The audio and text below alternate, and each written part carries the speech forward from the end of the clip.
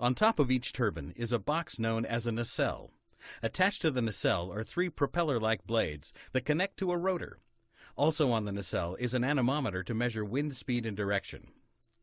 The wind direction rotates the nacelle to face into the wind. The energy in the wind, called kinetic energy, turns the turbine blades around the rotor, creating mechanical energy. The rotor connects to the main shaft, which turns inside the generator housing. Here, a magnetic rotor spins inside loops of copper wire. This causes electrons inside the copper to flow, creating electrical energy, what we call electricity in our daily lives.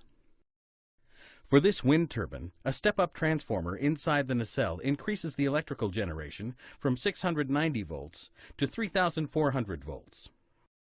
The electricity generated then travels down large cables from the nacelle through the tower and into underground cables.